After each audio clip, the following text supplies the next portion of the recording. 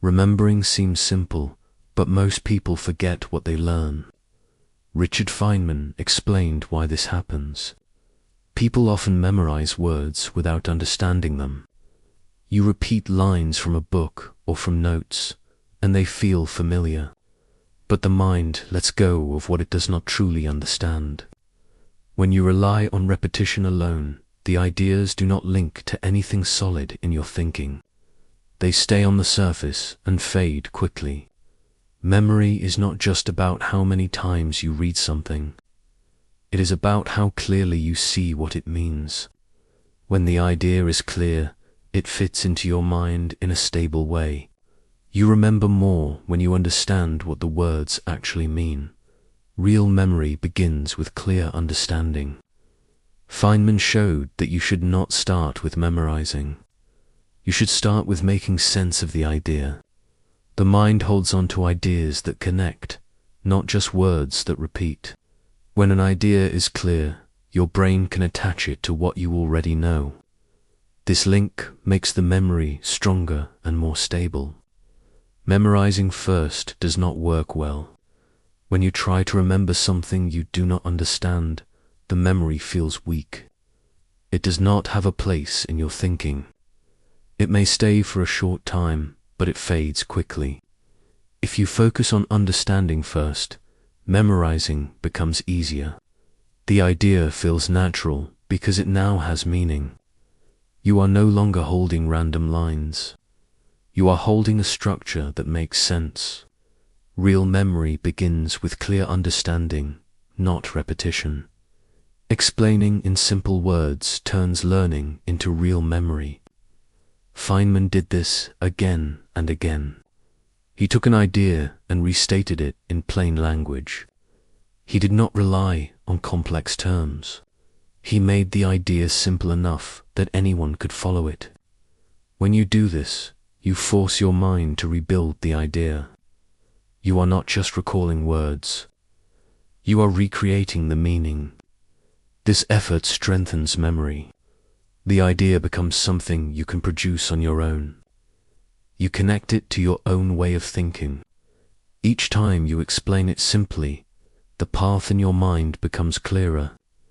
The idea becomes something you can reach without strain. Memory becomes stronger when you can explain the idea in your own simple words. Familiarity and memory are not the same thing. People often confuse recognizing something with knowing it. You may look at your notes and feel that everything is clear. You see a formula, a term, or a sentence and think you know it. But this feeling comes from recognition, not recall. The real test is simple. Can you bring the idea back without looking? Can you explain it in your own words, step by step? If you cannot, the memory is weak, even if the material looks familiar. Relying on recognition is unsafe. It builds a false sense of progress. It makes you believe you are ready when you are not. You remember something only when you can bring it back without relying on recognition. Ideas become easier to remember when you break them into small, clear parts. Feynman often divided complex topics into simple pieces. The brain handles small units better than a large, vague block. When each part is clear, you can recall the idea step by step instead of trying to lift the entire thing at once. You can use this method with anything you study. Take the topic and list the main parts. Make each part simple. Define what it is, how it works, and why it matters. Each part becomes a small, solid memory. Recall improves because you follow the parts in order. One clear piece leads to the next.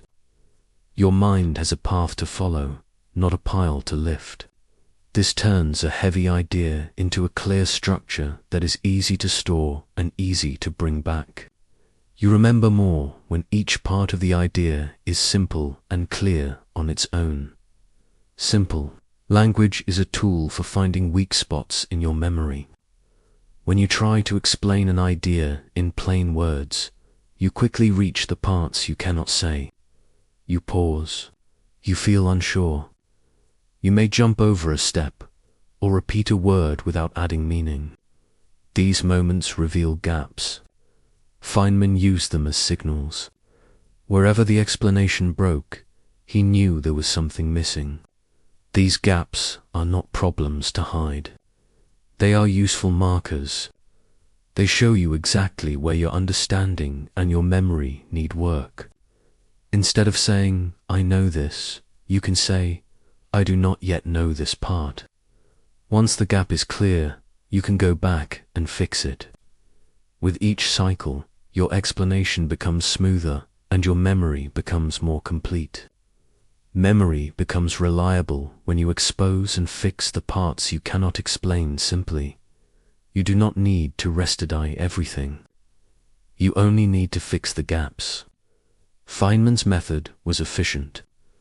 After he found the unclear parts of an idea, he went back to the source and studied only those parts. He did not reread the entire chapter.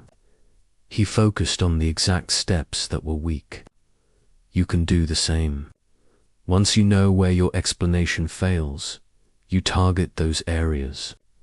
You reread the section, look up a missing definition, or work through one small detail. Then you return and try the simple explanation again. This focused method builds strong memory quickly. You are not spending time on what you already know. You are strengthening what needs support. Memory grows faster when you focus on the parts that are unclear. Teaching is one of the strongest ways to remember what you study. Feynman often tested his understanding by acting as if he were teaching someone else. He laid the idea out in simple, ordered steps. This forced him to recall the idea from his own mind without help. You can do this alone. You can speak out loud, write it down, or explain it to an imaginary student. The key is to keep it simple and cover all the main parts. If you get stuck, you have found another gap to fix.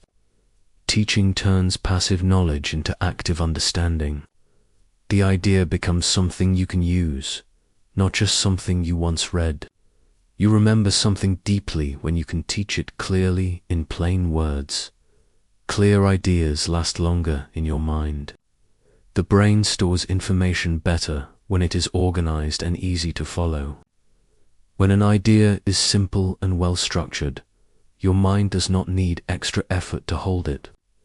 It fits into your existing knowledge like a clean piece in a clear pattern. Feynman simplified ideas so they would stay with him naturally. He did not rely on force.